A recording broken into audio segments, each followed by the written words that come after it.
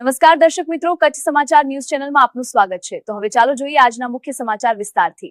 સ્થાનિક સ્વરાજ્યની ચૂંટણીમાં વોર્ડ નંબર 7 માટે રાજેન્દ્રસિંહ જાડેજાને ટિકિટ મળતા તેમણે ખુશી વ્યક્ત કરી હતી।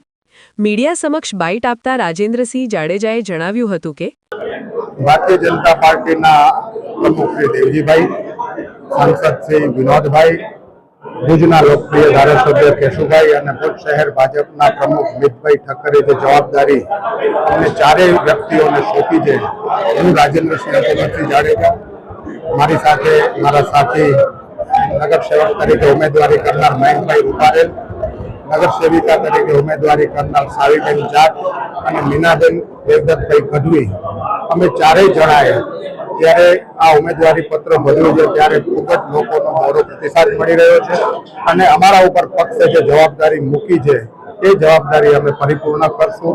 ખૂબ જ વિકાસના કામો એ વોર્ડમાં થયા છે અને જ્યાં પણ પૂરતા કામો જે બાકી રહી ગયા છે ચોક્કસથી ટીમ ભાજપ એ કાર્ય પૂરા કરી અને અમે લોકોની સેવામાં હંમેશા તત્પર રહેતા હોઈએ છીએ।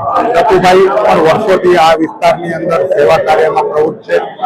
એમના ધર્મપત્ની મીનાબેન પણ લોકસેવાના ખૂબ કાર્યો કરતા હોય છે। સાવીબેને પણ ખૂબ જ ઘણા બધા કાર્યો કર્યા છે।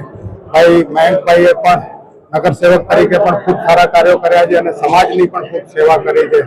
ત્યારે અમે ચોક્કસ 4 જણાની અમારી ટીમ જે વોર્ડ નંબર 7માં અમને જવાબદારી મળી છે જવાબદારી પરિપૂર્ણ પ્રજાના પ્રશ્નોને વાચા આપવા માટે તન મન અને ધનથી અને રાત દિવસ જોયા વગર અમે પહેલા પણ કામ કર્યું છે અમારી ટીમે અને હજી પણ અમારી ટીમ એવી જ રીતે કામ કરશે એની આપ સૌને ખાતરી આપીએ। નમસ્કાર દર્શક મિત્રો, આ હતા આજના મુખ્ય સમાચાર। તાજા સમાચાર સાથે ફરી મળશું। જોતા રહો કચ્છ સમાચાર।